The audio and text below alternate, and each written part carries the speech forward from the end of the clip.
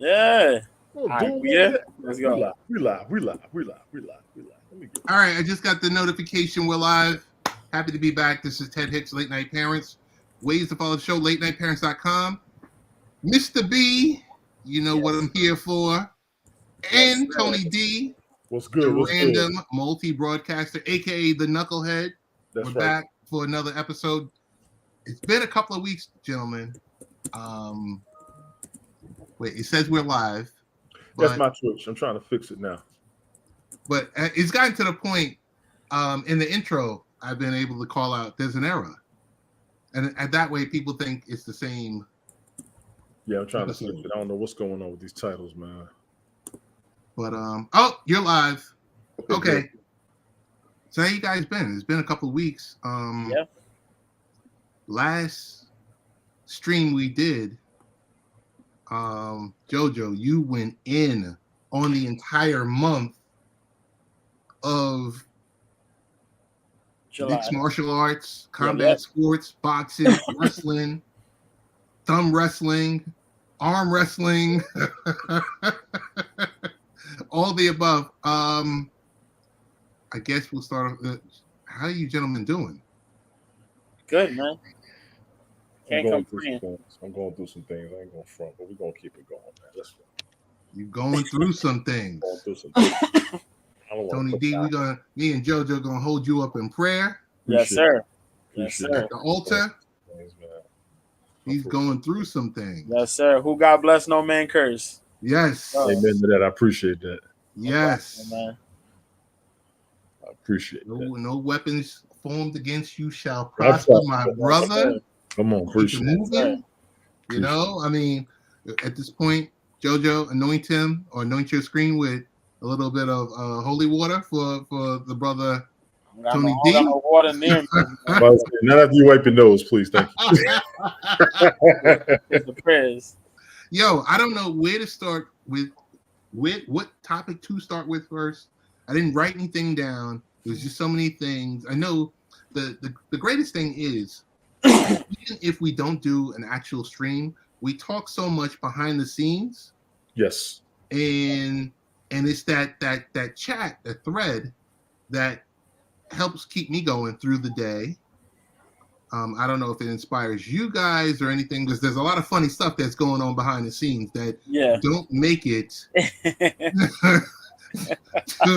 the stream, because some of the stuff is it's not necessarily family friendly. Yes. You know, it's a family show, but I don't know. We'll get on first. We got a lot of stuff to cover, but not things on people on a diet either. But you know, yo, behind the scenes in pre-pro, we were talking about Ice Cube. Been seeing Ice Cube everywhere across new media, legacy media. Ice Cube has got a beef about the big three and what the NBA is trying to do to him or his league. Yeah. Is this politics or is this the fact that he's going up against the WNBA at the same time? Is this the NBA trying to stifle him? What's your takes on this, gentlemen? You got it, Joe. Go first, bro. I think it's a little combination of the NBA. There's an outlet for other players. You know, when players leave, they could go and get in a little mix there and get a nice little paycheck. You know what I mean? And boost up the big three, you know. I also think it's a little bit of politics, you know what I mean? Because he has been out here in the forefront trying to do some things. And, you know, they upset. People upset, man. He got the people riled up, man. He's been everywhere talking about businesses and the sides and how the sides are acting. You know, he had his take on certain things. And when I sat and thought about it, because he got on the JRE, Joe Rogan, and he mentioned the Bud Light situation. He mentioned a couple other situations. Okay. And why would Bud Light would push, because you know they had the whole agenda thing, the Dylan Mulvaney situation there. Why would they continue to push so hard to endorse this if they're losing out on sales? And he said something that was very interesting. He goes, and when I thought about it, it was true. People are upset. You push this out. Retailers can't make money off of it. People ain't gonna want it. The retailers can't sell it. They lose out on money. Hey, The truck Shady. drivers who got to do the deliveries, they're gonna lose out. But the upper people, the higher ups, they don't lose out on anything. Their money's gonna look the same, regardless of what happens. Regardless of what business it is, everybody in the higher up gonna look the same.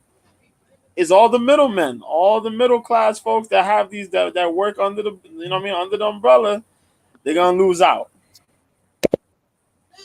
And a lot of people paying attention to it, but some people are kind of upset.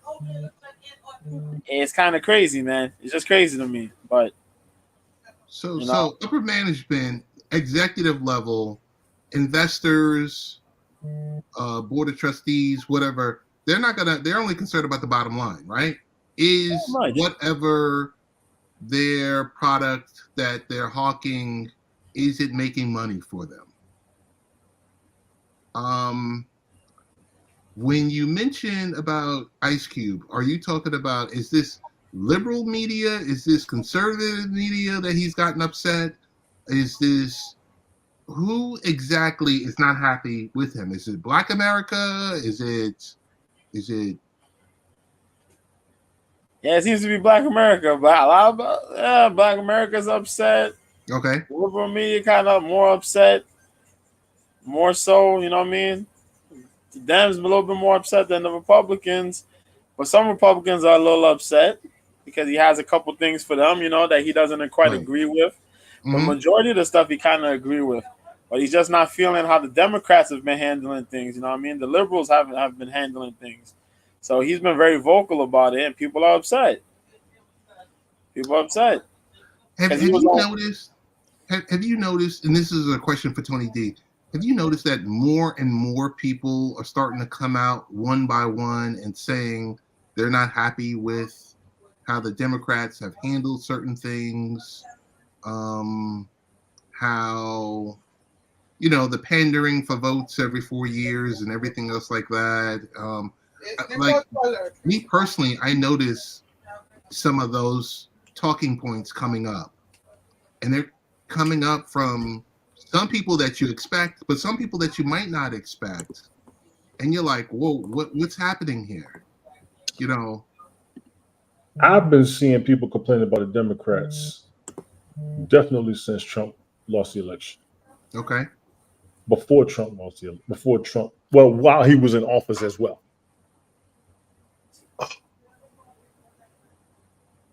Okay. We could even include when Obama was in office both terms. Now, we're going to complain, at least the people that I listen to and talk to, they're going to complain about the opposing party if their party isn't in office. So the conversation's been flipping 20 years I know of. When Democrats was in there complaining about Republicans, they always start in the war. Republicans in office, they complain about Democrats. We don't make no money.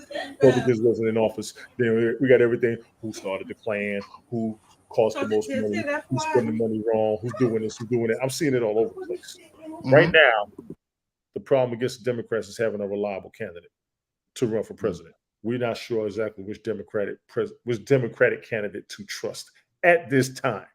Right now, there is very little faith, if any at all, in any Democrat being president. Okay. From what I'm seeing. I dare say Trump is a shoo-in if he runs because they don't have a Democrat that'll get him. Okay. Biden is the best choice. Biden has always been the best choice, but right now Biden don't look too healthy or too sentient in a lot of our eyes based on what we've been seeing with a few past clips on the media, which will be here all day with that craziness. I don't know who the Democrats want to have to run. DeSantis was a front runner. He's not looking too good right now because I don't like what's going on in Florida. Buttigieg comes up. We'll listen to Brown when he talks about that whenever. There was somebody else. I forgot his name. But I don't really see a candidate strong enough to take out the public outcry and the public want of Trump to be president again. Okay. Regardless of your political party, a lot of people, and I do mean a lot of people, want him back in office. Okay. Period. That end of story. I don't care if you're a fan of his or not. I don't care if you're a supporter of his or not. Honestly, if you've been around for the past 30 years, you know they've been wanting him in office. You got to beat that type of popularity. You have to beat that type of support to be president in this country right now. Hey, Sadie, how you doing? So on online this week, I saw a video. There was 2 clips, a 3-minute clip and then a 12-minute clip of Tucker Carlson and Ice Cube, which was interesting as they were driving through South Central LA. Oh, Lord. And they were talking about vaccines, and they was talking about the media, and you name it. They were talking about it. And I think you take those 2 people who might not have any connections at all, but there were a few topics that tied them together. Yes. They might not have agreed on those topics, but there were some similarities in the thought process. Random Rick, how you doing? What's good, Rick? What's up? Laying tracks. Random Rick laying tracks on the next Cube record. So it's just been funny. As we just run it back with the whole big 3, I've been seeing Cube everywhere talking about the big 3 and how it's being muted. It is the first neutered Black-owned major sports league. And I was watching, I'm going to go ahead and shout this out. I was watching It Is What It Is, Cam and Mason, Stat Baby. Big up to y'all. I was watching that broadcast earlier today. Mm-hmm. He spoke on the sponsors being the issue more than anything. I want to encourage everybody to watch that clip. He broke it down himself in his words. He doesn't have anything against the WNBA. There's nothing going on. There's no competition. They all trying to get the same thing. But the sponsors of the NBA and the supporters of the NBA are the biggest resistance right now. For the Big 4. Yeah. And that's just all of this to it. I didn't realize it's been 6 years. Big Three's been running. The way they do their offense, he kind of lets them do the wrong thing or whatever. It was good what he was saying. It was. I think it should be supported. It's growing. It's gaining the fan base. You've got players that are pretty much taking care of each other and running things. See y'all going on. See Random Rick doing too much. I want to see it work. Yeah, I want to see it work. One of my coworkers. I don't want to be mean. Come on, man. But I think the sponsors are beholden to the NBA. Yeah, that's what it is. NBA is the bread and butter. Now the NBA is not going nowhere. The Big 3 is coming up. I don't see the Big 3 as a threat yet, if at all. And I'll be honest, and I will say threat. I don't see them as a threat. Could they cut something? Yes, absolutely. But I don't see it as a threat at all right now. But how could it be a threat when basically to be in the Big 3, you got to kind of be, and excuse the terminology I'm going to use, but kind of like a washed up basketball player. You could take it for the people who don't make it to the NBA and go there. Okay. So like what the XFL and USFL's been doing. You don't make the NFL? Come on over here. Okay. Yeah. So it's half court. They play how they want. I don't think anybody's really after each other. You're probably going to have a fan base because people are going to want to see some of their favorite players. Sometimes maybe even their favorite celebrities. I could see that happening. They're not following the same NBA rules and guidelines. They're not going through a lot of NBA ways, which a lot of people are tired of the major leagues, NFL, NBA. They're tired of what some of them dudes are going through and some of the BS we've seen with some of the games over the past decade. Let's just be clear. And if you got a new league coming up and they're on the rise, they're a threat. I don't think N1 tournaments are still in effect. I haven't seen an N1 tournament in a while. And but you can check the I could think the documentary on Netflix. Yeah, which was a killer. Yes, and one was the business. Yeah, rest in peace to Escalade. Word, man. Word. If we segue really quickly, because this is going to be a mini, how do I say it? A mini broadcast / podcast for Tony D for the Fantasy Football League. Sure. How come running backs can't get paid? What happened? When did When did they become prehistoric? Running backs aren't prehistoric; they're just not lasting. I'm not sure. Me and Glick was talking about that last night. I think we were talking about it. I know I caught the story, but I didn't read it all the way through. Mhm. Running backs aren't lasting past 30. They've been talking about that, I know, previously. After 30 years old, they're pretty much considered old, beat up, tired. I brought up the situation. It was one of my coworkers today. My apologies. DeMarco Murray was one of the biggest examples of what was going to happen to running backs because they ran him into the ground of Dallas and they sent him to Philly. He wasn't as Mhm. enduring, as if he you used to will. be. Yes. Running backs right now not getting their money. Mind you, there have been a big emphasis on running backs for the past 4 or 5 years, even in the fantasy football aspect, because that's what they tell you to draft before anything else. I used to always draft quarterbacks. Say, if you draft a quarterback, you don't know what you're doing. Y'all crazy. But now you want to draft running backs. Every running back was off of your roster in fantasy football by the 3rd round. Stop it. Unless they was on the bench. Everybody was grabbing them. So now Right. they put themselves on the ground. You got to switch up players. They were getting, we dare say, a majority of the workload. Why they're not paying them? I don't know. Is this by they're not getting paid in the second contract? That's what it appears to be. So that second contract year, they're not getting paid, which is a contract construction. That's going to have to be an NFL issue. If you're going to pay them that first year, pay them that second year. You notice a lot of these players play big when it's their contract year Right. and their rookie season. And then here's the other problem. I'm going to go ahead and throw this out there. What I have noticed, these running backs, after they get their money, they don't play as hard anymore. I've seen that. Okay. Ezekiel Elliott. Man. Oh, man. How is Ezekiel Elliott my throat. without What a happened? gig at the age of 27? Here's the kicker with Zeke. Here's the kicker with Zeke. Zeke wasn't 100%, I don't think. He wasn't 100%. Then he got paid. He wasn't 100%. He got When paid. he came in as a rookie. When he came in as a rookie, he ain't had no fear. I think he got hurt one time. He was a little bit more careful with the ball. You noticed that, right? Yeah. First contract. The season before, he started playing like his old self again. I noticed that. I was watching. Derrick Henry was still getting his yards, even though he wasn't really seeing it, but he was still hit 1,000 yards a season. I'm like, what? How did he get 1,000 yards? Crazy, right? Yeah, they moving around how they do things. They're not the excitement that they were in their rookie season. That's where the money comes in on your contract. Incentives. You're going to have your base pay, but incentives, that's a kicker. Now, if I was to throw anything out there to these to these professional players, I dare say y'all might have to step up in the Pro Bowl. That might get you y'all money back.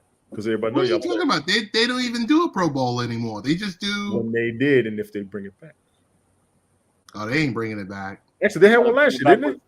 No, they had it. It was just the skills. Yeah, but they were just playing. Yeah. Yeah, it's just we need real Pro Bowl games. That's what we need. Yeah, we need real games. Not this fancy bull crap. Yeah. This Peyton Manning esque word. Nickelodeon slime. And slime when you're watching on Nickelodeon, you know what I mean? They're playing Slam double ball. ball, right? Slam ball. Wide receivers need to get their money. Tight ends need to get their money. Linemen need to get their money. Yes. Linemen are not getting paid enough. I think the linemen are getting paid. Not enough. Not enough, but no one's getting paid like the quarterback. You hear Justin Herbert. You hear Justin Herbert 5 years, 262. Fat contract. He deserves it. I'm not saying he doesn't. Yeah, in my opinion, he deserves that because I think he'll be a quarterback standard. And he's on a franchise where he'll look real good with that money. I think he'll be worth it. Patrick Mahomes is worth his money. Brady was already worth his money. Jalen Hurts is going to be worth his money. Tua is a concern to me because of his health.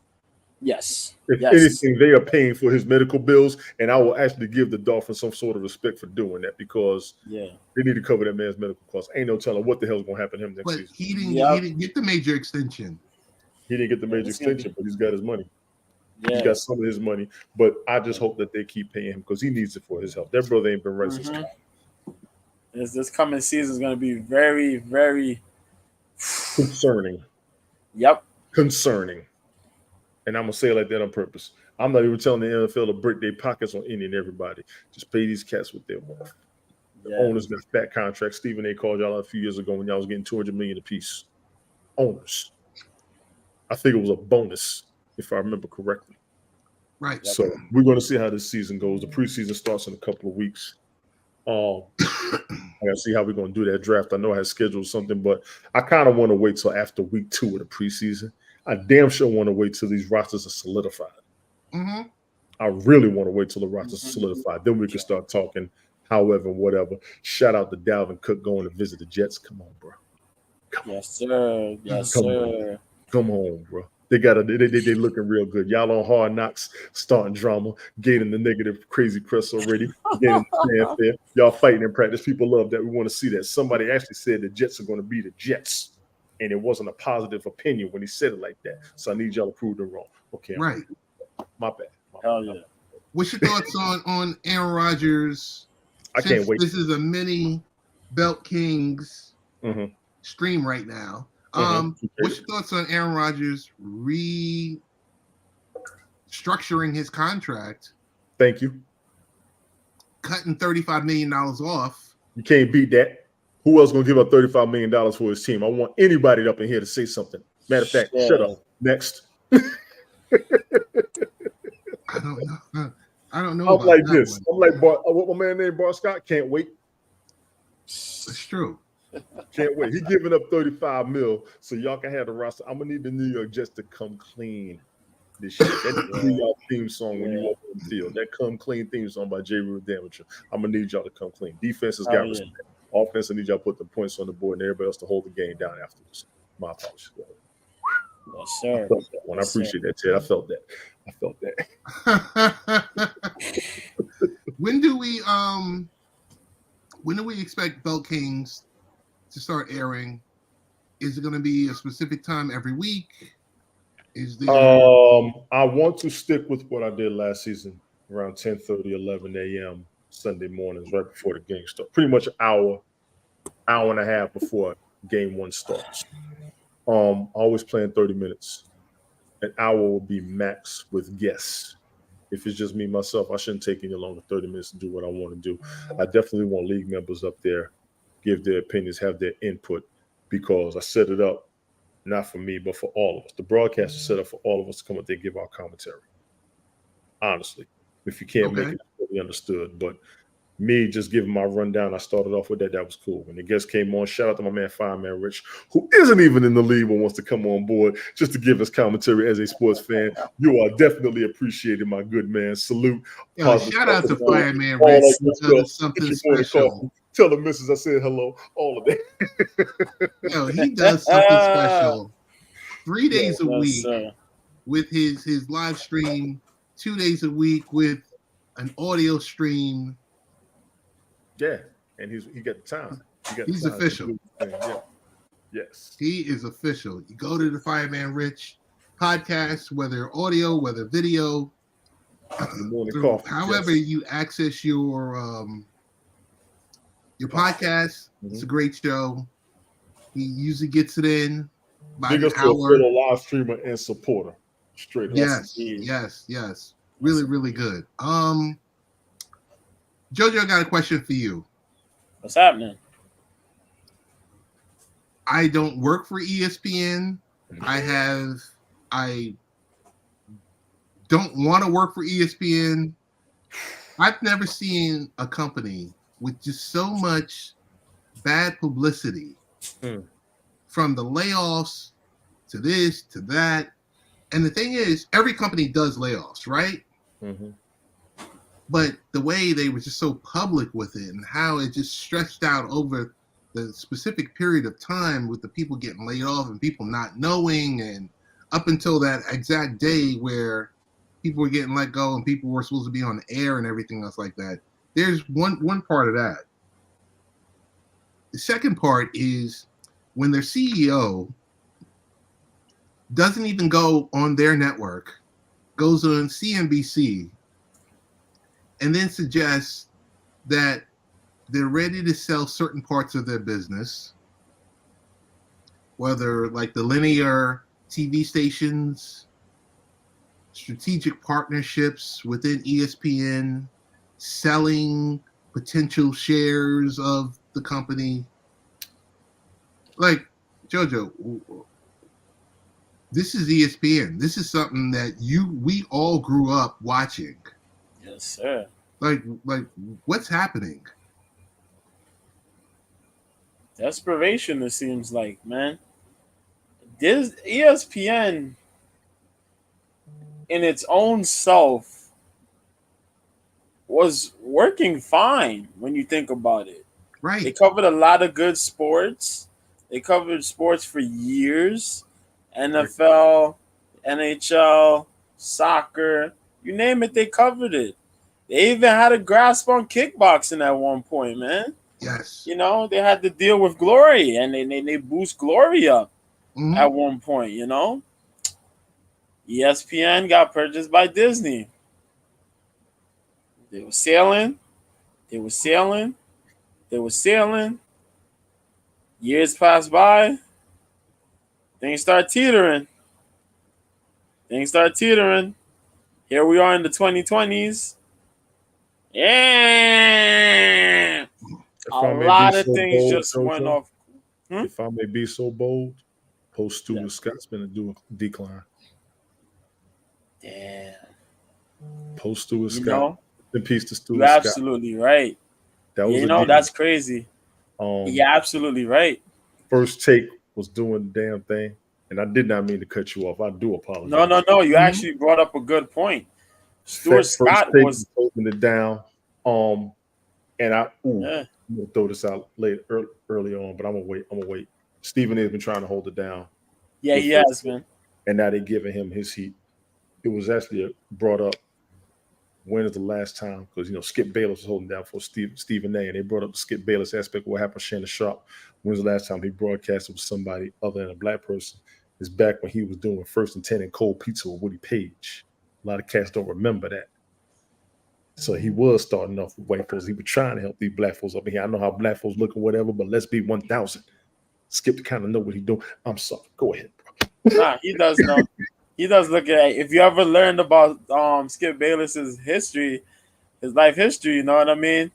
He had a black nanny, you know what I mean? He got raised by a black woman because his mom wasn't well. There's a long story behind this, so you look that up, Yes. and that's why you always see him giving credit and sometimes being brash about certain athletes and whatnot, even though it looks like he's racist. No, is him being He's you know what I old mean? fashioned. I don't see him as Yeah. racist. I see him old fashioned. Yeah, And I'll be yeah. bold. And I will say Because sometimes he's out of line. He's out of pocket sometimes. he's so Cowboys conservative thing and so and strict by the certain things. book. Yeah. Yes. Yeah, but yeah, you know what I mean?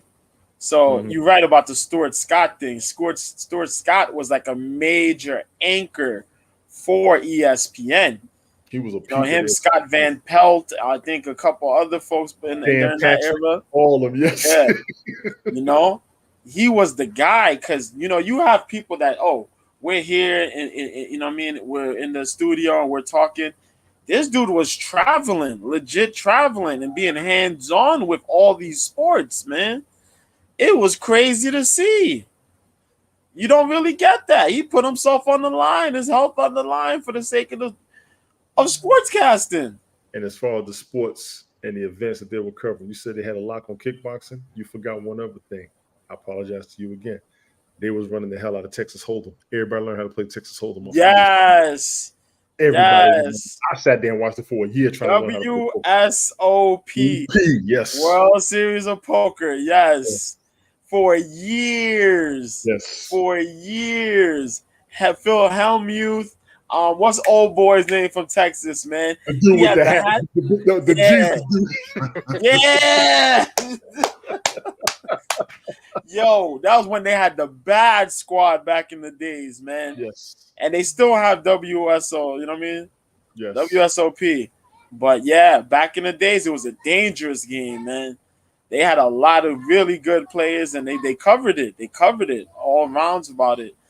And yeah, since now, not many guys have been able to carry that. But Stephen A. Smith has been doing his best for years. But it's just like the level of sportscaster at ESPN has kind of dwindled a little bit. We've had some good analysts that were former sports players, but some of them are just on there for like clickbait and whatever. And some of them. I mean, And then we have some of them that have been there and they've done a really good job, but people ain't really noticed them like that. I think Shout out Sports to my dude JJ Redick. JJ Redick has been on JJ point. Redick. Yo, big ups to him. And I Redick talked has been about on one time point. before. They don't have the standard they have with Stuart Scott. He set a high bar. And Yeah, they asked, he kind of brought flavor to the show, a little bit of a hip hop feel to it. Stephen A's got his own way, but Stephen A's catch a hell. Now he's an executive member. He rose so far up even after being fired. He speaks on that in his podcast. I don't have anything against ESPN because we all gonna catch our highlights off of ESPN in the first place. Mhm. Sports like of that. course. Sportscasters everywhere, athletes everywhere, everybody doing their own podcasts everywhere. But the authentic sports news is going to come from ESPN. I think I forgot who it was. Somebody was talking about all these cuts and layoffs. It's not ESPN, it's Disney. It's Disney. Yeah. It's Disney. The Disney. parent company, yes. It was, I think I was watching Reza Islam and Ari Spears when they talked about it. Or somebody else. So I apologize if I got that wrong. But Disney's the one that it's not ESPN. It's been Disney, yeah. You know what? I think it might have been Stephen A's podcast. I think it was Stephen A's podcast when he spoke on it, when he broke everything down. What's really going on? I think it was Stephen the A. parent company. He said he's not immune from the cuts. No. Yeah, it No. was Stephen A. My apologies. Yeah, it was Stephen A. because he talked about himself and a lot of the other folks that are there. They're not. Yeah, they're still on watch. They're on watch, and it's because of Disney, and that's what we was gonna step into right here because Disney's been messing up. Yes. And because Disney's messed up, everything they've attached themselves to has been messing up. And they have to go and cut and make revisions on everything else they've purchased to try to get back what they lost. Because they owned everything. So if they taking a hit, everybody taking a hit. Yep. And you see it's happening with ESPN. And because of that, everything that's under the ESPN umbrella has been hit. UFC, certain sports, because they've fought for time. Mm-hmm. So you have time delays and time restrictions. Mm-hmm. So some things have lost out on viewership and certain things of that nature. It's been a real crazy mess, man. You know what else? It's been a crazy mess. Marvel Productions. Marvel Productions. Yeah, Marvel's been delayed a lot. And certain Marvel shows and movies have been like, we're done and we got to throw those over. We got to throw those away. What was it they had? Was it the Elementals or something like that? They had a show or something like that? The movie? The sequel? The Eternals? The Eternals. No, I know the Eternals was dookie. The Eternals kind of the Eternals was dookie. I watched the Eternals. Oh my God, why? I didn't watch it. I watched the first 15 minutes of it. I was like, I'm good. I said, this movie's gonna be stupid. I watched it. I watched it twice. It was okay, man. I know what you're saying, but it was okay. They couldn't get past what they did with Endgame. Infinity War and Endgame set the major standard. You can't. There you go. And they thought they was gonna do something big by putting stars in the movie, bro. You can't just mend the wound. You know what I mean? You can't just mend the wound by let's just put some tape on it. You know what I mean? We gotta get some fine stitching. We gotta get some good tools to put in there, man. Can't just throw Angelina Jolie in a movie blind and say, "Hey, we got it." You know what I mean? No. What? Shout out to was it Kumail and Jolly they had there? And man, Selma Hayek. I love Selma Hayek. Why? Why is she there? Come on, man. That last Guardians of the Galaxy caught a little bit of hell. I didn't even watch that. Well, they say it's gonna hit you in the heart. It's good. Yeah, that one. Yeah, that's Was it good? Roller coaster. Yes, it was. Good, but it hits you in the heart. It hits you in the heart. Quantumania was phenomenal. Quantumania was what I thought Doctor Strange 2 was going to be, as far as how the storyline went, the action, and everything falling into place. Yeah, you're right. Other than that, Doctor Strange 2 movie. I just finished that Secret Invasion. If y'all haven't watched that, go ahead and check it out. I didn't watch episode 6. I gotta check that out. Yeah, I did take it as coming right after Captain Marvel. It was after the Endgame, but it was definitely after Captain Marvel, in my opinion. Okay. I think what's happening with Disney may also have something to do with that actor strike in California. Oh, they do. That too. So I want to run a couple of things back based Yes. on some of the comments. Number one, it's all about, once again, the bottom line. Of course. So Disney, ESPN, ABC, whoever else used to have X amount of cable subscribers, 100 plus million. Now they have 70 plus million. So 30 million people have cut the cord, right? Boom. Put that to the side.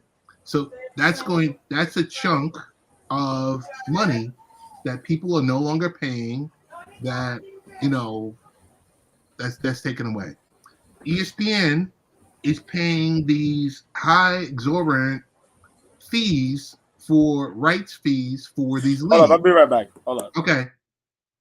They're paying these high league fees to air NBA, NFL. I mean, because when you sit here and you think about it, Tony D, if I tell you, hey, to air the NFL on Sunday Night Football or Monday Night Football is $2 billion a year to air 17 games. That's a lot of money. It is That's a lot of money that you have to recoup with sponsorship, and it is bleeding subscribers. Yes. You got the geopolitics. They over anticipated subscribers, and they don't have the numbers that they were looking for in the first place. I kind of think about that. So what ESPN deals with is the tonnage. Mainly, they're the worldwide leader, right? So they're showing you every type of sport every hour of the day. Yes. And they got multiple ESPN channels too. Yes. And they've got 5, 6, 7 different channels, and ESPN Plus, and something that JoJo and I were talking about behind the scenes, that you were also on the text, that people are buying those bundles, the Hulu, the Disney Plus, and the ESPN Plus. Yes. But I think they're getting it for the Disney, not so much for the ESPN Plus. I think they get it for the Hulu. They probably get it for the Hulu. I think they get it for the Hulu, the pay-per-views on ESPN, so they don't have to worry about some of the payments. The Disney, definitely for the movies and the TV shows.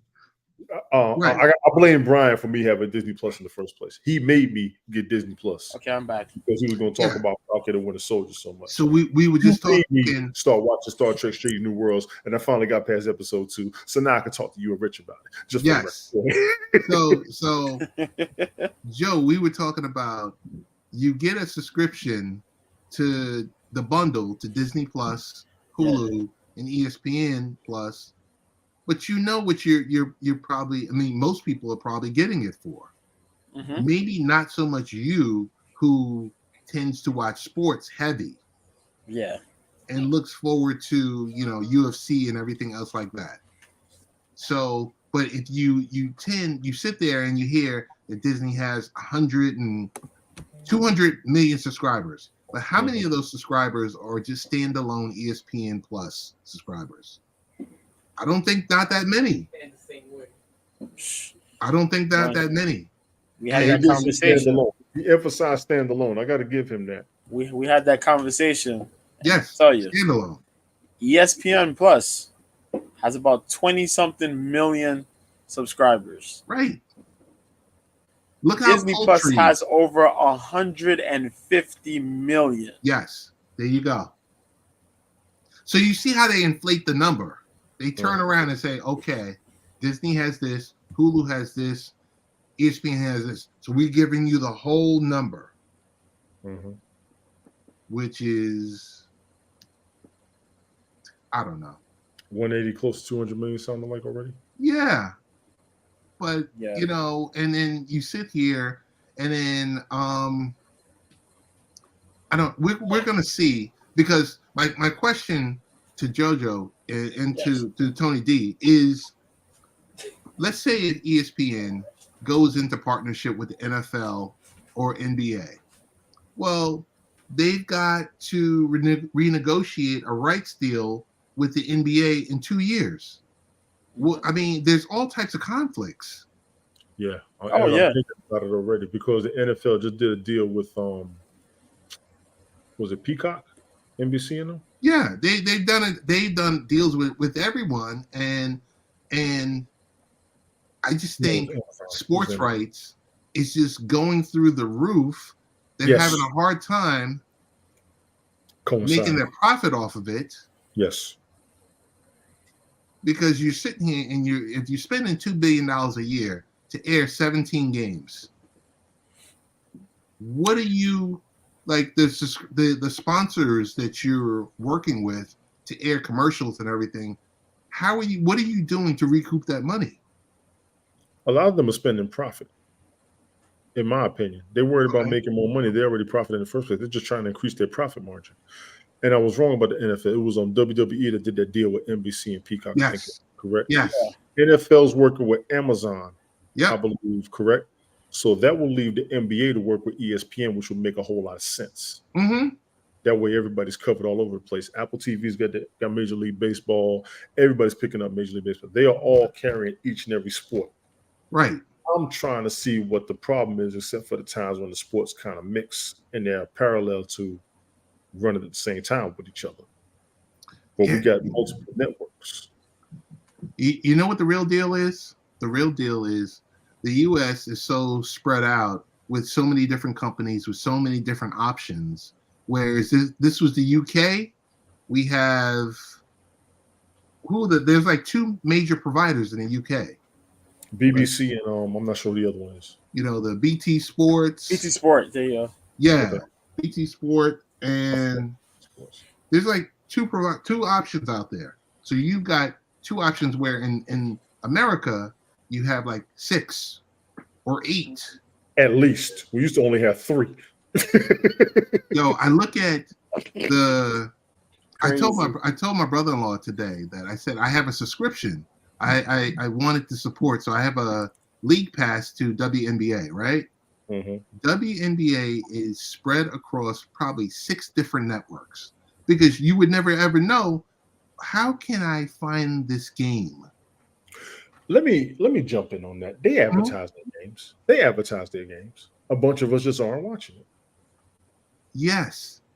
It's hard because you can't just turn to with the NBA, you know, it's TNT or ESPN. Mm-hmm. Yeah. Or your local regional sport network. Mm-hmm. With NFL, you know, Sunday afternoon it's CBS or Fox. Or Yes. Sunday night, you know, it's NBC, or Monday nights, you know, it's ESPN. Those are your only options. And it used to be ABC up under that. Yes, Too. yes. Yep. So you look at, you know, packages like WNBA and you look at stuff like UFC. I think WNBA is TNT, sometimes ESPN, sometimes ABC. Right. TNT, Yes. But like, if you are a league, JoJo, if you're the CEO of this new company that's overseeing UFC and WWE, and you're hearing a provider needs strategic partnership and they want to bid for your services, how comfortable do you feel bargaining with them? Yeah, not as comfortable as I should be. You know what I mean? It's kind of weird, man. It's kind of weird, you know? It is. Yeah, it's odd. I'm just there throwing up random, no, take this, work with me. You know what I mean? Right. It's odd, man. It's odd. You know, so it's just something that we're going to see how this stuff plays out, because the last thing I think I said to you was, if you're the CEO of Disney, why are you going to CNBC to make all these different comments? Like, why don't you use your own network? It's just, And they look like they're gonna be hurt, but doing that on somebody else's network just makes it even worse, though. it does. You know what I mean? It makes it worse. That's his whole point. I kind of agree with that. Yeah, It does. yeah. I don't It know. makes it worse. We won't be able to. That's the dude.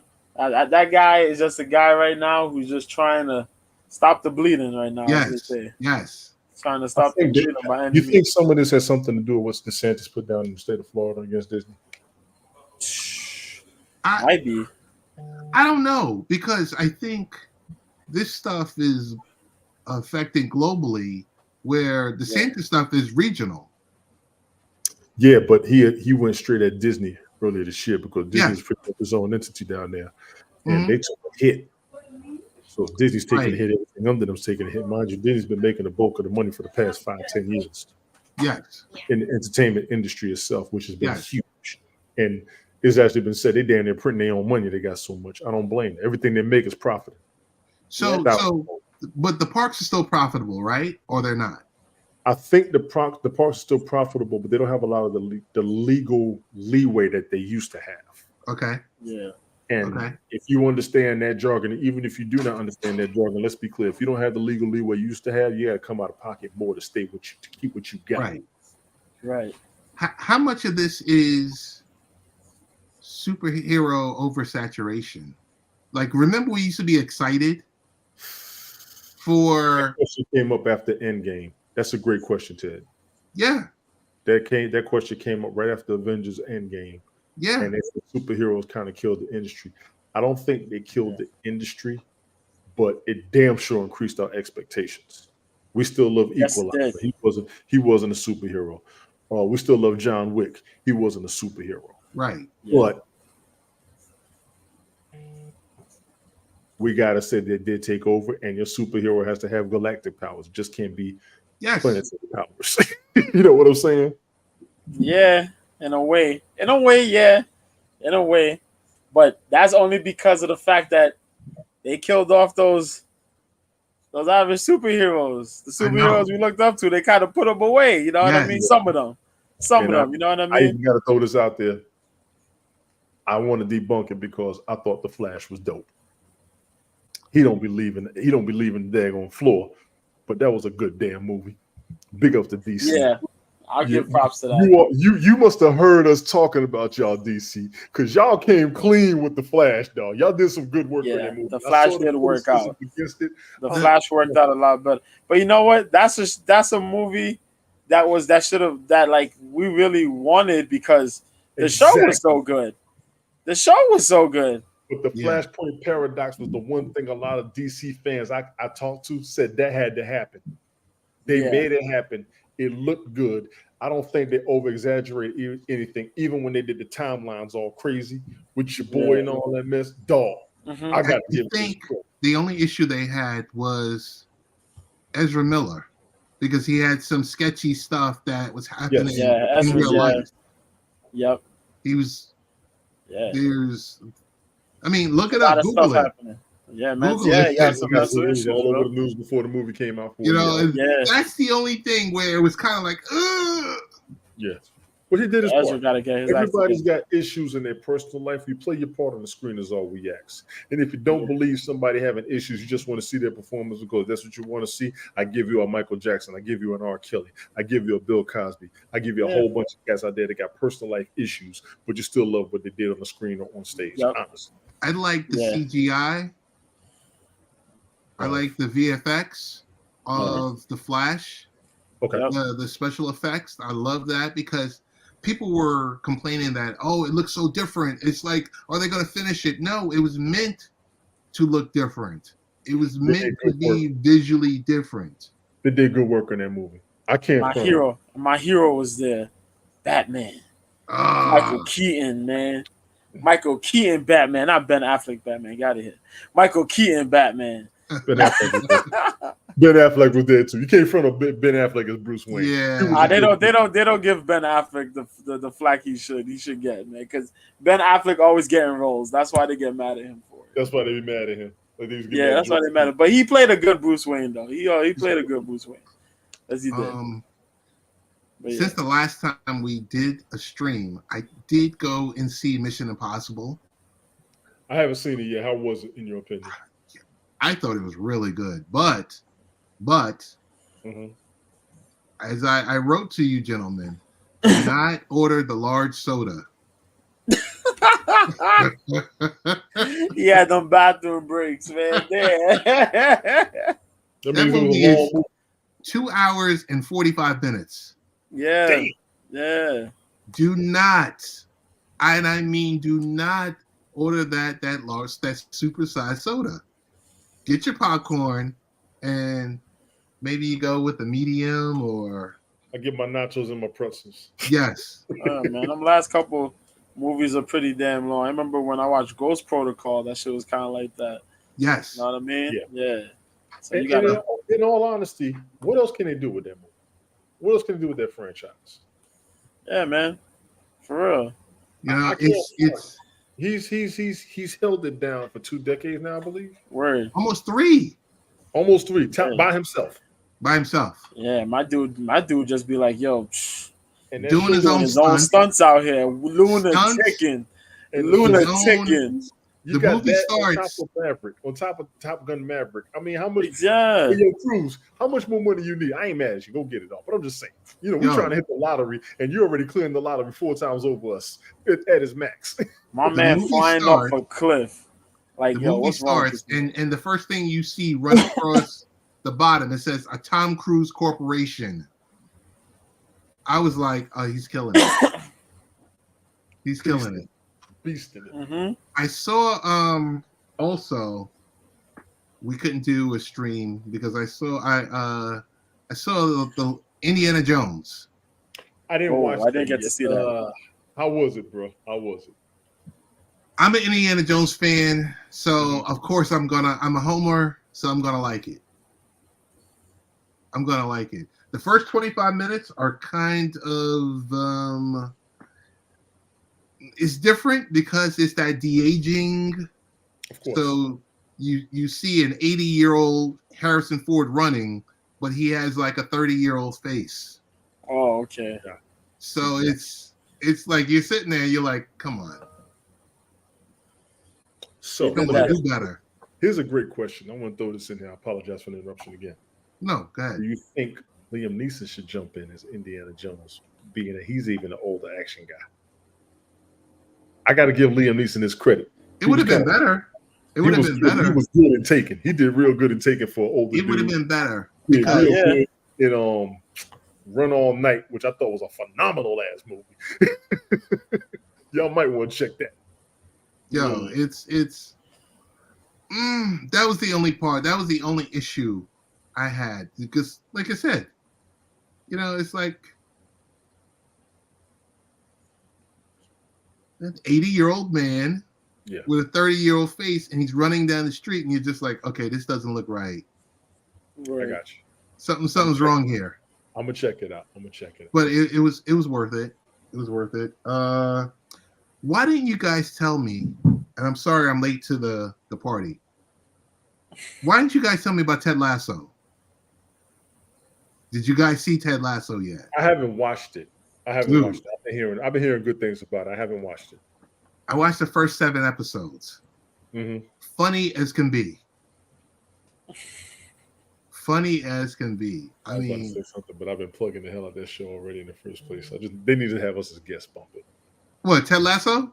No, talking about Cam and Mace. They be having me dying. Oh yeah, Cam and Cam and Mace be having me rolling, bro. Oh, Mace, man. man. Yo. You know what? We'll save best for last. Jojo, Get to him. what in the world is happening in the next 48 hours? Give it to him. Combat sports world's in a standstill in about 2 days, man. It's in a standstill in about 2 days, bro. Give it to him. Let's be for real, man. Salt Lake City, Utah. Got a mixed martial arts event for the masses. Straight up violence. 2 dudes who've been former UFC interim lightweight champions. 2 guys who've racked up a bunch of Fight of the Night awards and Fight Night bonuses. Dustin Poirier versus Justin Gaethje. Number 2 versus number 3 in the lightweight rankings. Mm-hmm. The man who avenged his loss to Conor McGregor by duping him twice versus the dude who walked from an unknown organization as their lightweight champion and since then has been laying waste to a number of mofos, man. Jesus Christ. There's going to be pure, unadulterated violence, man. Oh my God. In the co-main event, that's what I'm talking about, UFC 291. Now, hold on a second. UFC 291. Let's get that right here. There we go. Now, you see the guys on this side of me right here? You see them? Poirier, Gaethje. The co-main event is on the other side. As former UFC light heavyweight champion, Jan Blachowicz faces the former UFC middleweight champion, Alex Pereira. Gesundheit. Thank you. Jan Blachowicz has been a man of many trades. He's been a former kickboxing champion, a former light heavyweight champion out in Poland at KSW, which is a regional promotion, as I mentioned, out in Poland. He's a jiu-jitsu black belt. He has a judo background. He has a bit of a sambo background. He's a man of many trades. So it builds up in his really good mixed martial arts arsenal. Alex Pereira, former Glory 2 division champ, won the Grand Prix in both, won the title, beat Israel Adesanya twice, well, 3 times, both in kickboxing, once in the UFC, but he lost his last fight. So he's moving up to light heavyweight in this bout. Hell of a bout, right? Now, along with that, we have Tony Ferguson, former interim champion. He's been there, but he's on a crazy losing streak. He's fighting mixed martial arts journeyman, long time dude, Bobby Green. Bobby Green got lightning hands, lightning speed. He's 36 years old. He ain't fight for a title in the UFC, but damn it, when he fights. Right. And boy, they trying to get Ferguson in the right path because Ferguson's on a 5-fight losing streak, which is crazy. And he's been finished in all of these losses, man. Well, not finished in all of them. 2 of them he hasn't been finished. But Michael Chandler kicked his face off. And then, Nate Diaz submitted him, yeah. So he's lost 5 in a row, though. Justin Gaethje beat him, the first that started the row of losses. But, yeah. Michael Chiesa versus Kevin Holland. We got Stephen Wonderboy Thompson, famous ISKA kickboxing champion, facing Miguel Pereira. The Black Beast, Derek Lewis, a.k.a. we're Ronda Rousey fighters. My balls was like all that craziness, he says. Yeah, he's fighting back on this card against Marcos Rogerio de Lima.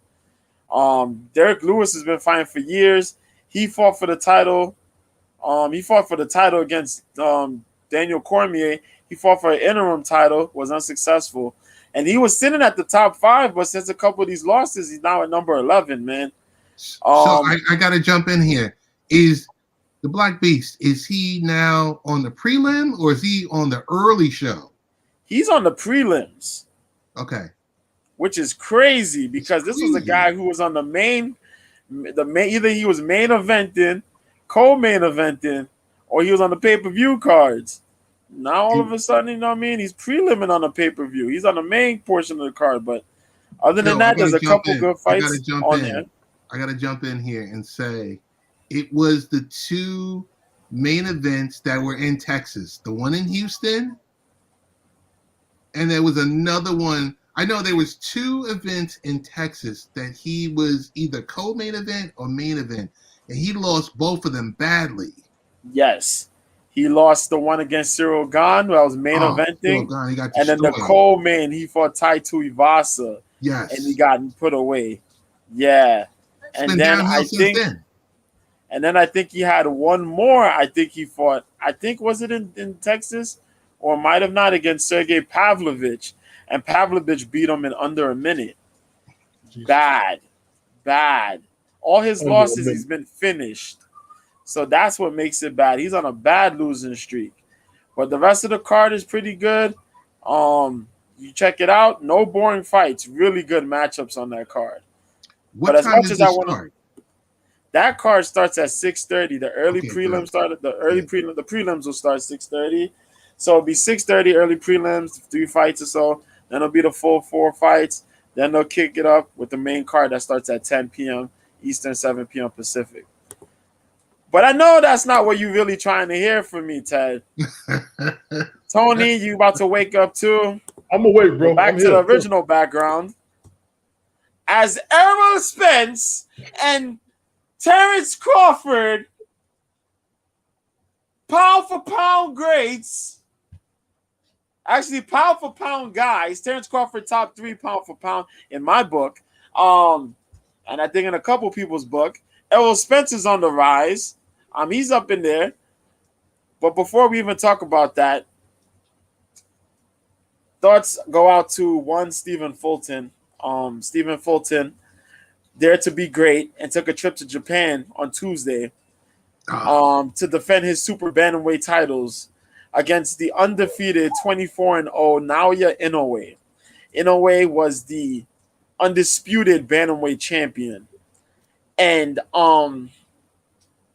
Fulton is a tough guy, very skilled guy, willing to fight all types of styles to get his W's. I expected a tough fight. I did not expect the whooping that we managed to see on Tuesday morning. If there was ever a one-sided fight that I hyped up, it was definitely that fight right there. Stephen Fulton is from Philadelphia, and I love Philly, man. I visited Philly plenty of times. People are great out there. The violence is wilding, though, but you know what I mean? Thoughts and prayers go out to Gilly the kid, man. His son, he lost his son. Out there, gun violence, yeah. He actually had to put him to rest. I think it was yesterday. Yeah. So thoughts and prayers. Yeah. But yeah, Stephen Fulton got beat up bad. Outclassed for about 6 rounds. And just when Naoya let the gas off and let Stephen look good in the 7th, he put him down once. Fulton got back up and he laid waste to him. 8th round TKO. Unified champ right now. Naoya Inoue looking to become undisputed super bantamweight champ possibly. The boy is a monster. His nickname is Monster. He is a monster. Now we're talking about 25 fights, 22 KO TKOs. Nasty. But yeah, man, this Errol Spence Terrence Crawford fight, big time. They get the shine in Las Vegas, Nevada. Errol Spence being your current unified champ, IBF title he won a couple years back. Took that from Kell Brook, if I remember. Became the WBC champ. I forgot who he took that belt from. Then became the WBA champ. And I remember he beat Ugas for that. Ugas won it from Pacquiao. Then that man Errol Spence went and totally destroyed that boy. He destroyed Ugas, man. That was an ugly beating. Ugas' eye was orbital was gone. He couldn't see. His body was getting tenderized. It was ugly.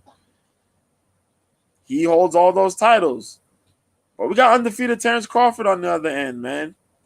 Errol Spence is undefeated, 28.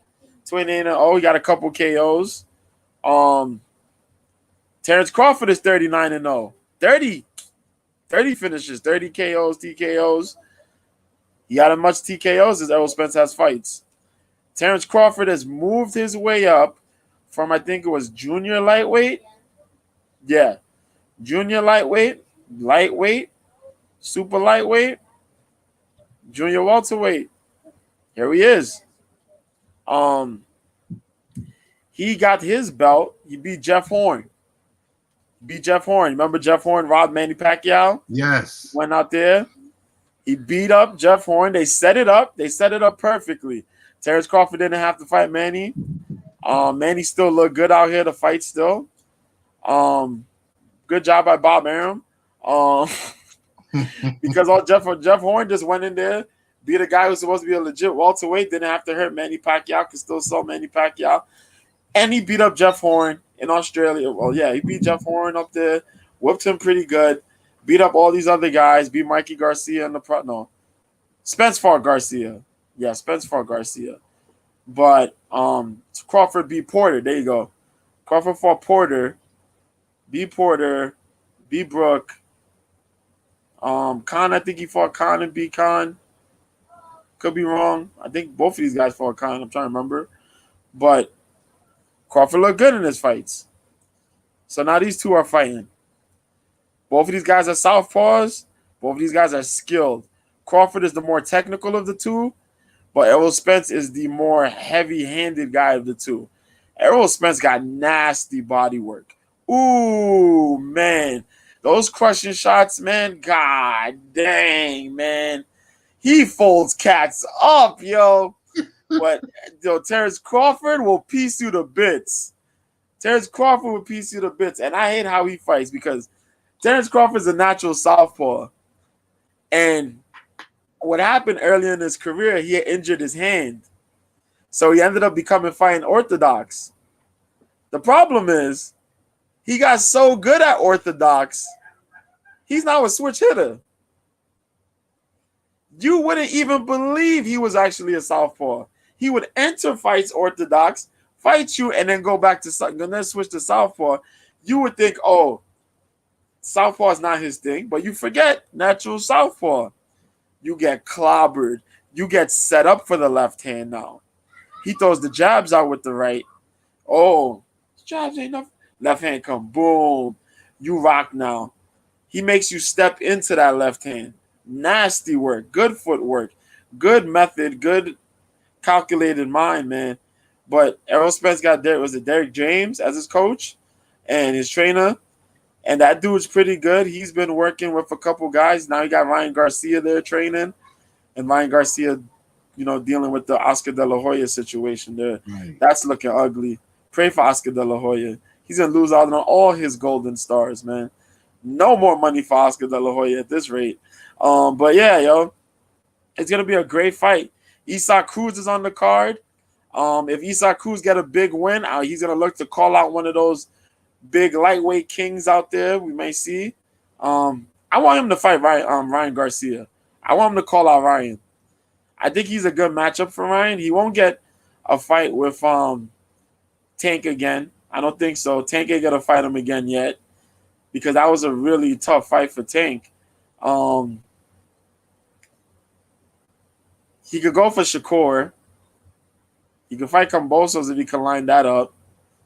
I don't even want to get into the Kambosos fight. Jesus fucking Christ. I don't want to get into it. Part of my language. I don't want to get into it. Robbery. George Kambosos needs to sit and just train for a year and then come back.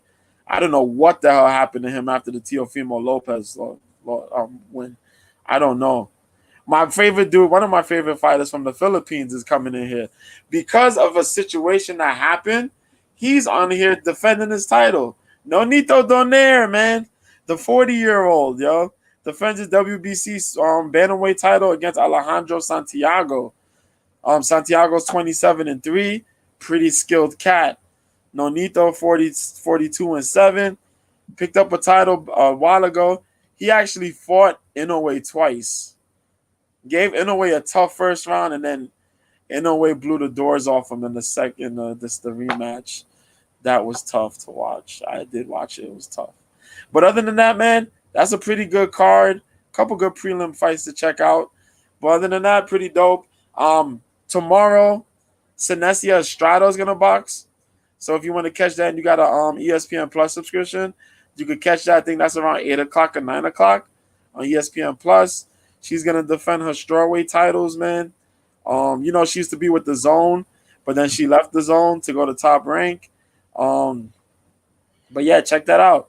I remember we talked about this one the last time we was on here with my dude, Puerto Rican Abe Lincoln. Puerto Rican Abe Lincoln is going to be fighting on this card too. Yes, Abraham Nova, Supernova.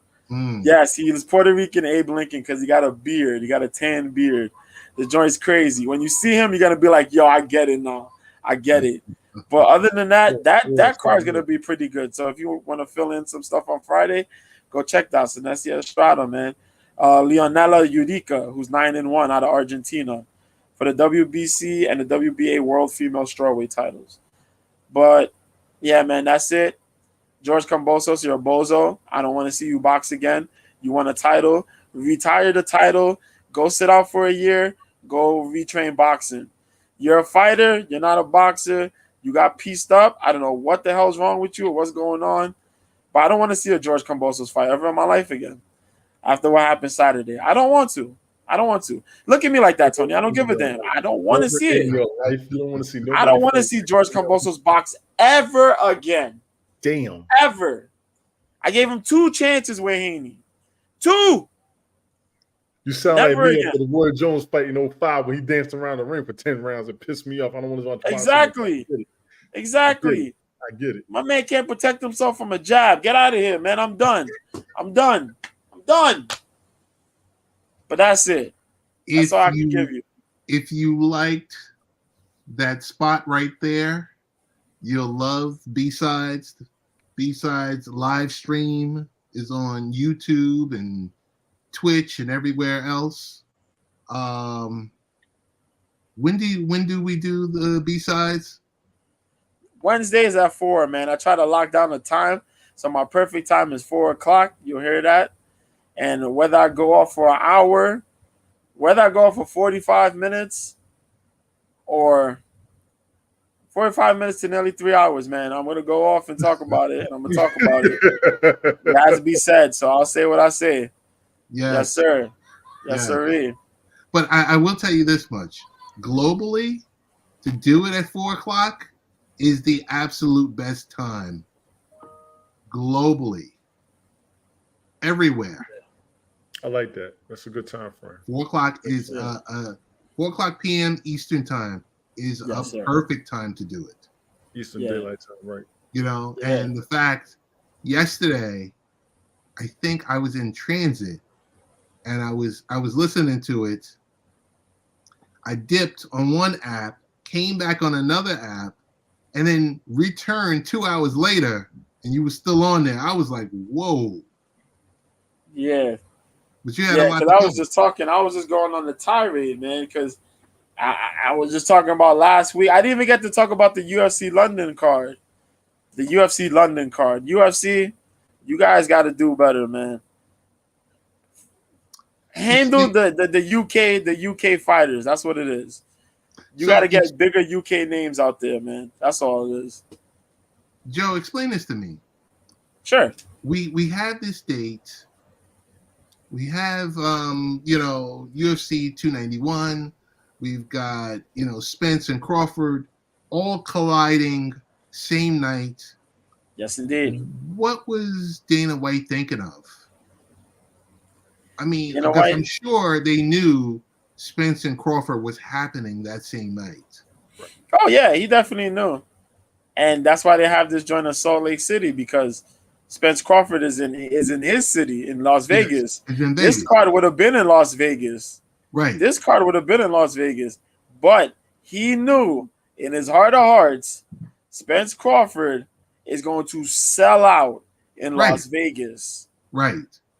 You can't compete with that. Anywhere. It would have sold out. Yeah. So why not wait a week? He didn't want to push back like a fight night date or something like that? I guess not. And that's not even on his problem. That goes back to a few minutes ago that we talked about with ESPN. And demands. Yep. And the demand Yep. for production, tonnage, for events. That's what happened. ESPN gets the nudge from Disney. Dana White's going to get the nudge from ESPN. Yo, you got to put stuff out. And regardless of how garbage is going to be, we need it. If it's good, we need it on this date. And they're going to keep giving you good fights in between, good cards in between of the crappy cards. Because notice, we've gotten a couple crappy cards. And the cards, again, You know what I mean? Right. So it's like, I remember that. yeah, well, a couple of those fight cards again, a little. The name value is a little. Kind of like, what the hell are we watching here? You see, we talked about the Holly Holm card and how the Holly Holm card looked horrible. You know what I mean? The London card was even worse because the London crowd wasn't even into it. The loudest we heard the London crowd was when Tom Aspinall came out and won. And he's a hometown hero. Right. Outside of that, there wasn't that much cheers for many of these people, for any of those folks. Molly McCann, they keep pushing, and she lost. You know what I mean? She got a whole howler head deal. She got a deal with Barstool Sports. Imagine that. You know what I mean? And you get caught in an armbar by some random. Oh man, we're done here. Yeah. So you know they got to do that. So UFC taking the fight in Salt Lake City. They got the card in Salt Lake. The fighters got to deal with the elevation issues. So prepare yourself for a couple fights that are gonna look lagged out, because after the second round or during the second round, some of those fighters are gonna be gasping for air like fish gasp for water. It's gonna be very, very terrible. I'm telling you what, it's going to be terrible. Prepare yourselves. Prepare yourselves. They didn't learn their lesson the last time. So prepare yourselves, man. He said fish gasping for water. I can't. I'm telling you. Hey, I do want to mention someone who's had a rough month. Our little bro, Bomani Jones. He lost his HBO show. He's not getting renewed with ESPN. That is horrible, man. So it's like, if you look at it, this is crazy because he lost his radio show. Yeah. He lost his ESPN TV show, High Noon. Bomani Jones. Bomani. Yeah, they said they was going after him. He lost HBO, and now he's not getting renewed. And his podcast is the number 2 downloaded podcast from ESPN, and he's not getting renewed. And I'm like, is this all because of McAfee, or is this because of the bottom line and Disney and cuts and all of this other stuff? People who move the needle. And hey, I do want to give an honorable mention to Scott Van Pelt. Love watching Scott Van Pelt. Yes, indeed. And he's been one of the ones holding it down since we talked about. Yes. Yes. He's one of the ones holding it down. He does all night ESPN. We don't even know how he talks about all that stuff all damn night. I mean, literally from midnight on until it starts. Goes back to that Charles Barkley line, man. It goes back to that. Muy bien, gracias, man. Muy bien, gracias. Barkley be going ham, boy. Yeah. You can't work me like a slave. With that beauty paycheck. Y'all saw that? With that beauty paycheck. With that beauty paycheck. You said, I'm not going over there. Nah. Not for that beauty check. Oh, my God. Hey, I got a couple of honorable mentions that I do want to talk about real quick before we get on out of here. Sure. We'll go into honorable mention to SUNY Morrisville that unveiled their black turf at their stadium. That's dope. It aesthetically looks dope, but the heat that's gonna radiate off that thing is gonna be horrible. You're right. It's like asphalt. You're right. It's like asphalt, isn't it? Yeah, you're right. Dude. Yeah, you're right. I'm not gonna read it. It's on the website, and it's just talks about. You got to think about it. The average temperature in New York summers, the New York summer months, is still above 80 degrees. We are going through this advisory over the last few days in New York, right? Where it's high 90s, and with the with everything added, it's above 100 degrees. I mean, we know about the air quality and everything else like this, but I'm not sure who made the decision on this, but it's not a good look. And if you're out there practicing, It's brutal. it's brutal. It's brutal. I'm going to tell you about the air quality. You know, some of that smoke came down here last week. Really? Oh Yes. shoot! Yes. Matter of fact, Rich talked about it on the show. And I was like, nah. He said, isn't it kind of hazy and cloudy? I said, yeah, but I put that with like the heat shield that'll be down in the south. Nah, bro. They said that was the daggone smoke from Canada. The air quality was like 150 down here. I was like, oh, that's why my allergies are acting back up. He said, exactly. Yo, the second quick item is the new My Netflix app.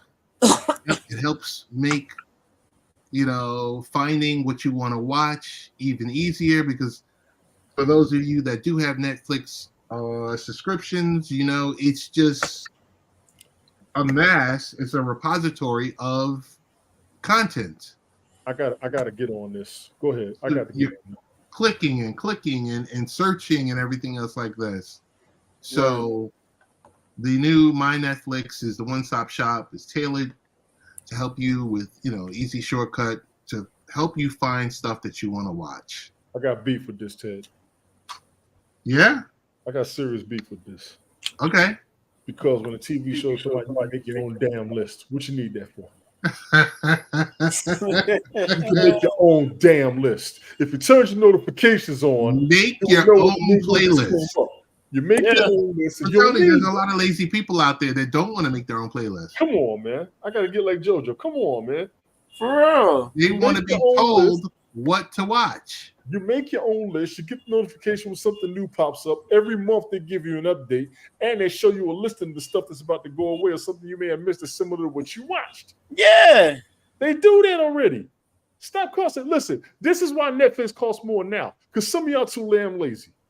I'm not going to front on the apps. I'm not going to seriously though, man. It's crazy.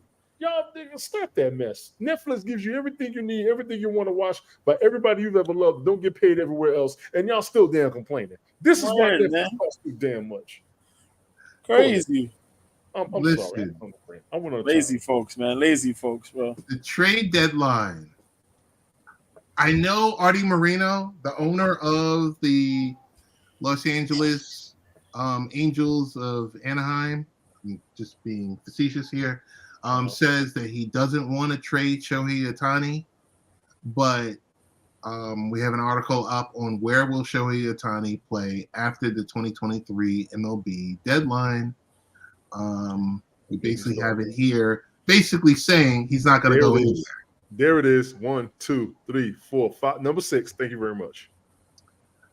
He wants to stay out on the West Coast, but you also have Tampa, you have the Baltimore Orioles, you have the San Francisco Giants, Toronto Blue Jays, of course, our beloved New York Mets. We don't see JoJo's Boston Red Sox down here. Sorry. Yeah, that's what I was going to be upset about. I was like, damn, we're definitely out of the race. Yeah. So with the trade deadline within the next 4 to 5 days, we don't know where potentially Matt Scherzer, Justin Verlander, Cody Bellinger are going to wind up. I'll say something. Go ahead. I was going to say, if Shohei don't end up staying with the Angels, I could see him with the Blue Jays. Really? I could probably see him with the Blue Jays. He's an interesting character. He is a character. He's a very interesting character. Crazy pitcher.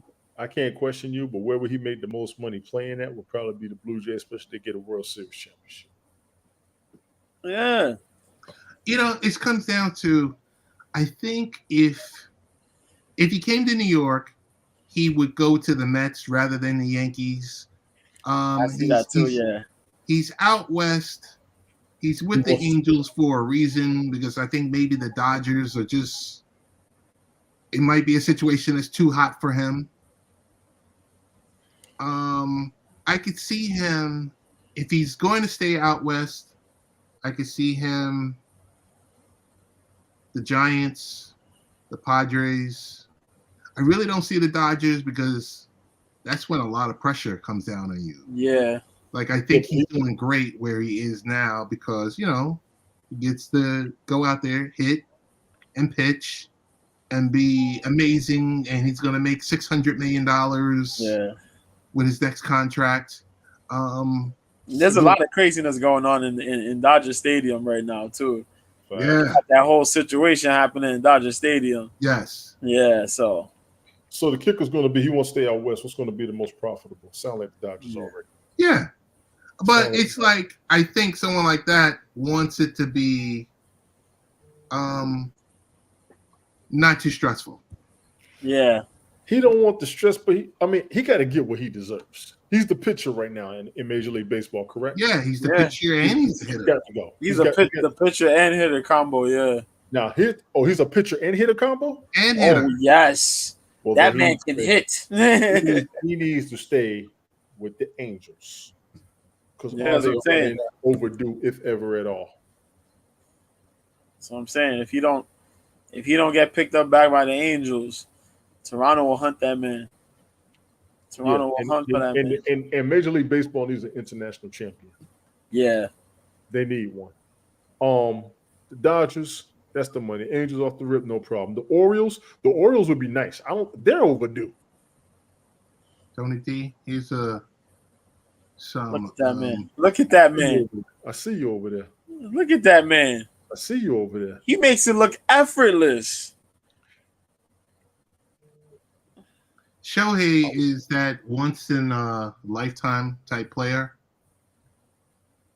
Sweet swing. I'm gonna scare y'all right now. He probably won't go there.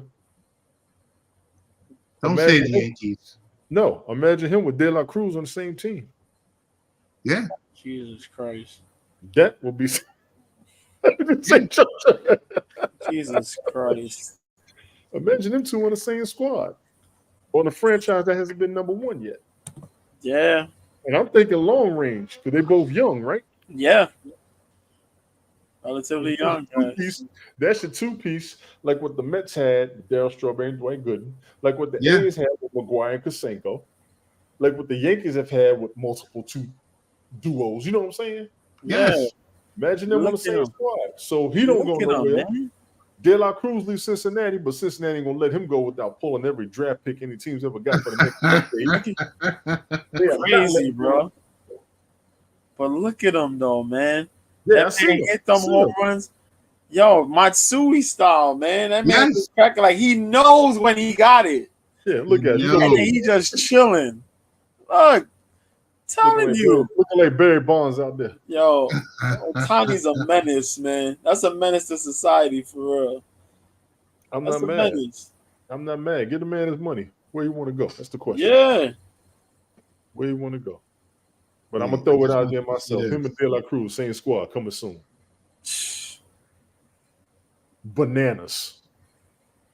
Then look at him. He gets on the pitcher's mound. Come on, man. Come on. Give him his $600 million. Oh, what are we doing here, man?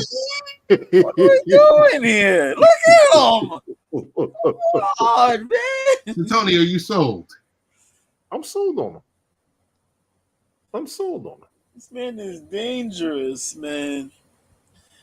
I look at him and I remember the last time we had a Japanese pitcher, man. Our pitcher did us. That was on the Mariners. What's his name? I'm trying to remember. Was it Matsuki? Ichiro, you thinking about? Ichiro. There you go. Yeah. Ichiro. Yeah. Yeah. That's sick right there. That was sick. It's sick. That was sick. Right over the bat. It's sick. I don't know. We're at the 90-minute mark, so Twitter turning to X. Oh yeah, turn to X, man. Can I tell you guys? I can't even log into my Twitter account right now. What, bro? I can't even log into my Twitter account right now. There was a girl in our MMA Twitter community, long-standing member, known. She got locked out of her Twitter. Her Twitter account. I got And a locked couple out other people too. last night. No, 2 Yeah. nights ago. You live on it right Yo. now, bro. Did they put you in a password loop? No, two-factor authentication loop.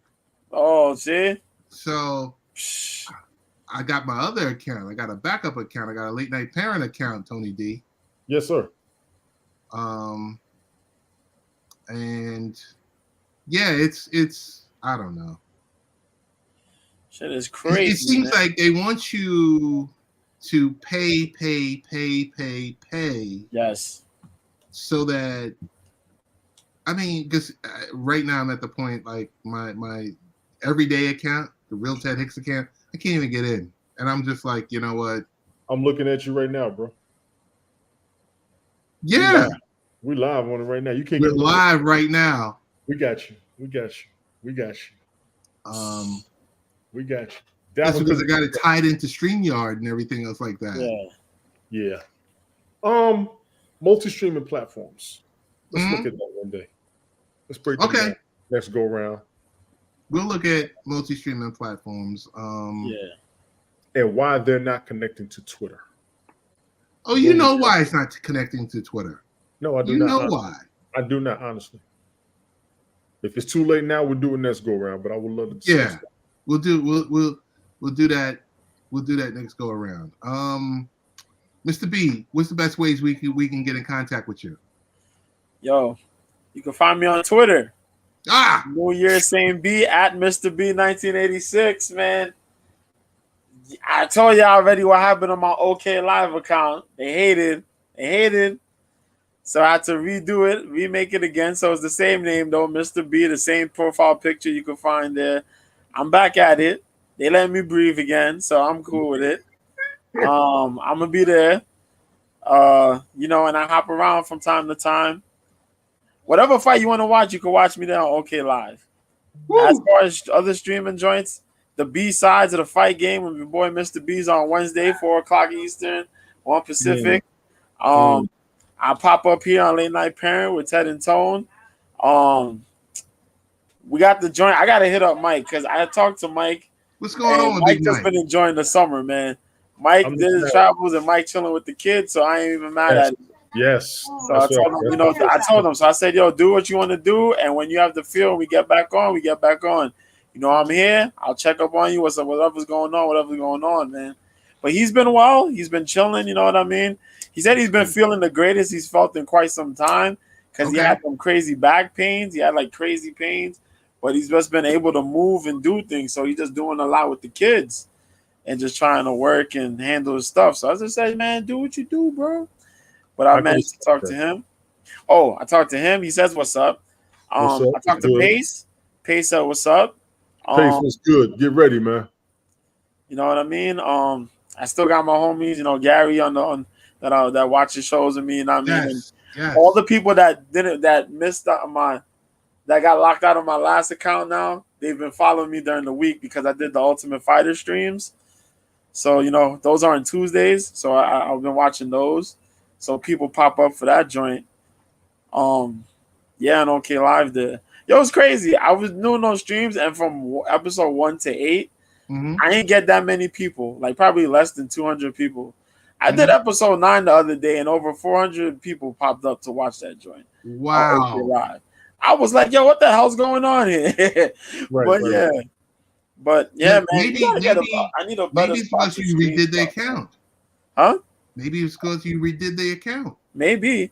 But yeah, a lot of people popped up, man. But it's been good. I hope we get another place where I could do some streaming stuff. You know what I mean? I pray for the Periscope, but ever since this man Elon Musk talking about he's X and all this craziness, X. And, I don't know, man. His brain seems to be somewhere else. But that's where I'm at, man. You don't see me here. You see me with Ted and Tone. I gotta pop up on Nonsensical Nonsense today. I made that a mental note on mine, but I'll be sitting there and I'll be watching. I'm like, yo, these dudes are insane. We had a good time. We had a good time the other night with what's my man named Dizzy. We had a good time with that episode. That was cool. Yeah, man. I was sitting there watching. I think I came in at like the 5 hour mark or something like that. Nah, I was going with the bed that night. Nah, hell, Oh, that wasn't me. Nah. I was on. Yeah, they were on to like 6 hours and change, man. What? I said, "Yo, this is crazy," but it was fun. It was a funny ass episode they did. But I was on. I checked a couple of them joints, man. Whenever I'm doing stuff like well, usually when I'm in here and I'm watching, I'm doing my little scouting reports and stuff like that for the fights. I tune in and I watch it. I get a laugh, man, and I'll be like, "Damn, I gotta get on here today." So I'm gonna because they have fun. get on. Yeah, They have fun. Glick And is a that's the menace. key. Glick is a menace, especially when he's doing the solo joints. Oh my god, Oh, yo, he had me dying I'm on his ass, son of a bitch. because he was talking about some situation he had in the parking lot or something like that. Oh my god. I But said, you bro. Yeah, and I talked to him about him doing his own thing. He missed that old vibe, and he needed that. He did need that. He needed to get back to his old self. so is he doing that is he doing that weekly now? He's trying to do it weekly. And it's pretty much when he gets the topic on his head. He's kind Okay. of. I'm not saying he's following me, but we talked about it. I said, listen, just be yourself. Go back to who you was, and it'll rejuvenate you. He needed to do that. He really did. And I'm happy for him. I ain't gonna lie. Like I So said, is we he ran. stifled with the panel? He's not stifled with the panel. He wants me and Jeff around, which we'll always be grateful for. But we actually got on his ass because he tried to get on us talking about what we ain't doing enough of. And I actually told him, do your own thing. See if there's a difference in what you got and then make a decision. There's no disrespect and there's no shade. We ran a hard year, 2 and 3 hours a night. I actually told him at one point, what the hell is we going to talk about? But every broadcast, we always find something else to talk about. That's the best part. So I'm doing 3, 4, 5 shows a week. He'll do 3. He'll add a 4th. And, as everybody can see, Glick can talk himself to sleep. So I told him do his own damn thing. I ain't never seen somebody who want to talk so much so bad, don't care how long it take. I'm like, I get it. I understand because we used to be that bad in college. I kind of feel what he's going through. And Glick, if you're watching, yes, I'm talking about you. I heard you've been talking about us, and I'm on you. I don't care, son. We can both do this. It don't bother me one damn bit. You ain't got the only mouth on the internet, and everybody else can talk as much as you can, but I'll deal with you later. Anyway, he needs to get that mess out of the system. He needs to do his own thing. It's a good thing for him, what he used to do, what he still wants to do, and he can still be with everybody else in the process. It's all fun.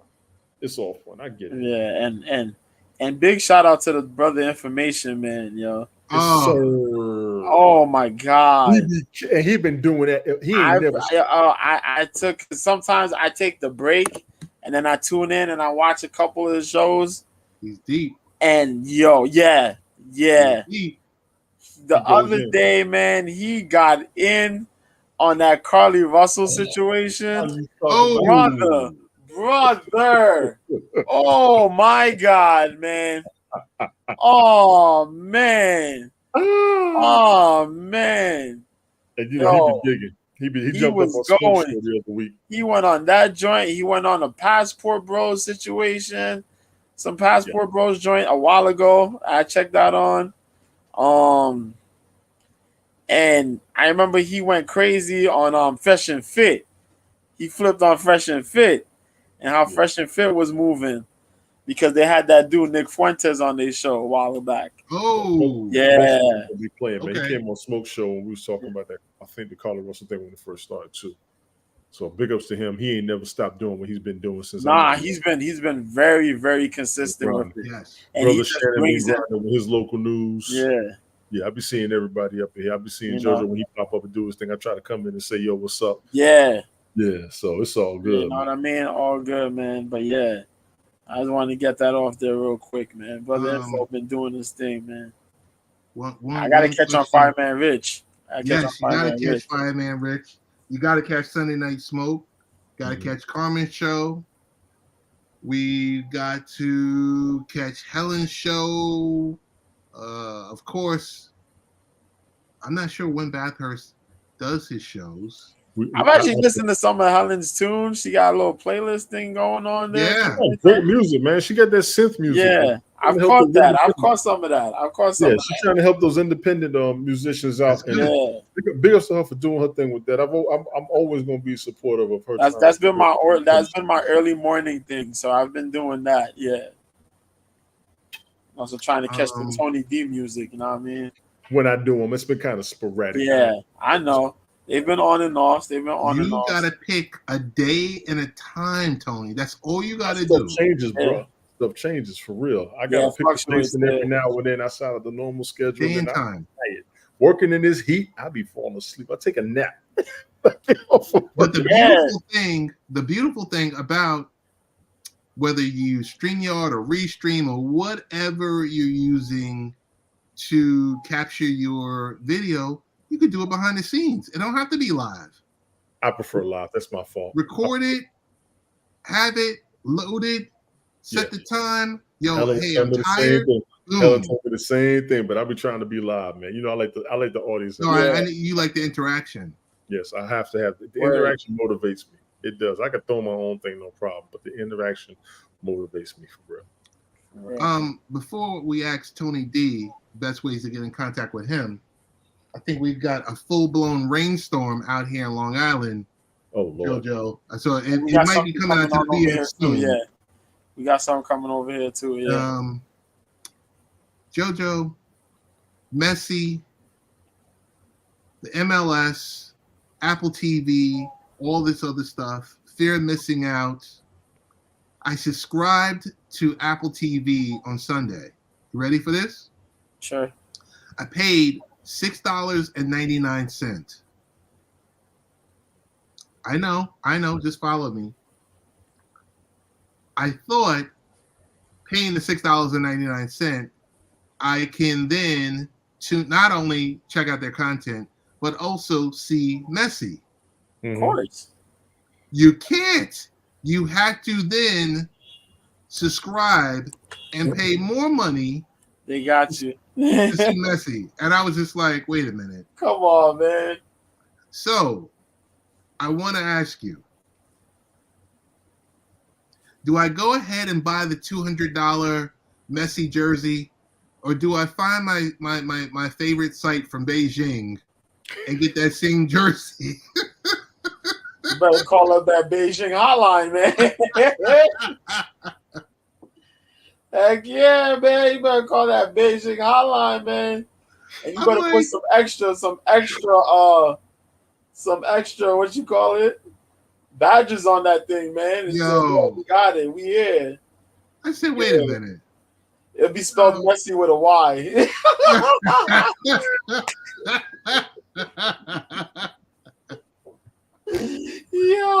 Yo, I'm telling you, I was just like, wait a minute. I said, so I got the $6.99 and I'm looking. I said, okay, the game's about to come on. All right, boom, boom, boom, boom, boom. I'm looking. And I said, wait, they want you to pay more money? I said, y'all got me for this month. Yeah. Y'all got me for this month. You got me for the $6.99. Mm. Oh, did you see Paramount Plus went up in the price? I did not. I think they went up $2. Well, they want they're including Showtime and Paramount, or they're putting all of that stuff together. As long as I can watch The Shy. That's what it is. As long as I can watch The Shy, I'm good. There's no more Showtime. There's no more Showtime. Please. No more Showtime. No. Paramount Plus, and I'm almost done. I'm caught up on Strange New Worlds. Actually, I'm on episode 2. I'm about to start episode 3. And I'll be caught up you're gonna enjoy it. Yeah, episode 2 was strong. I saw what you and Rich were talking about.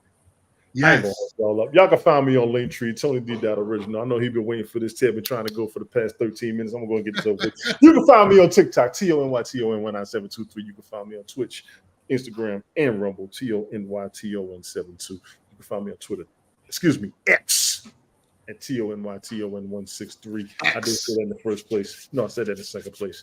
Other than that, see the Random Multi-Broadcaster, the Random Multi-Broadcaster. That's DA and then Random Multi-Broadcaster. 2 words. Yes, sir. I actually Googled myself. It's up there. Bill King's Fantasy Football League coming soon. Definitely within the next 2 weeks. We got to get ready for the NFL season. We got a lot to look at. Personally, I think within myself, I did not cover the draft entirely, but we got to look at these rosters, then look at the competition. You can find me up here, Late Night Parents, my man Ted Hicks. Where you can find the show, LateNightParents.com. You can find me on the Sunday Night Smoke Podcast, my man Ace World. Definitely on Sunday night, 7:30-ish. You can find me on Nonsense with Nonsense Podcast, Monday, Wednesday, and Saturday, 6 p.m. Eastern Daylight Time. I'm all over the place, busy with everybody as well as working and trying to maintain being a dad in the process. I tend to do my own thing every now and then when I can, but other than that, find me with the fellas. JoJo, good seeing you, Ted. Appreciate you as always. Thank you. Likewise, man. Likewise. Hey, I do have one last question for JoJo. JoJo, is it true that you are picking Dalvin Cook up at the airport and driving him to One Jets Way so that he could sign a contract with the New York Jets this weekend? Let me tell you something. Since there's room. If that's the situation, I'm definitely doing that. I'm taking them there immediately. We're gonna hit the strip clubs and definitely we're gonna go over there, man. I need you to get a police escort. I need you to get a police escort so y'all can go through the Easy Pass a little bit faster. Yep. We taking AA Ron. AA Ron gonna come with us too. AA Ron, definitely. We out there, man. That's a bad man. We send out our best wishes to Bronny James. Yes, indeed. We didn't get to talk about that at all, anything like that. He's home safe last So much noise around that. Yeah, man. So much noise around that. Hopefully by next week we can talk about it, and then hopefully we can have an educated discussion on it, because right now the noise. Yeah, it's too much, man. It's too much. I don't think we got enough information. 18 years old, cardiac arrest concerns the hell out of me. Family didn't want to talk about it. He's home. I personally kind of want to recommend leaving it alone. LeBron and them got enough going on. I don't like what I'm seeing. The conspiracy theories did come out. I almost want to roll with Tyler, too damn young, but I didn't. Say that. It's like, yo, give the family some time, bro. Come on. Yeah. Noisy. Yeah, man. Noisy. But want to thank everyone for coming through, listening through whatever mechanism that you're using to listen to it. Big up the Random Rick Reviews. Yep. Listen to it live, and for the archive viewers and listeners, we show you utmost support. We're out. Peace.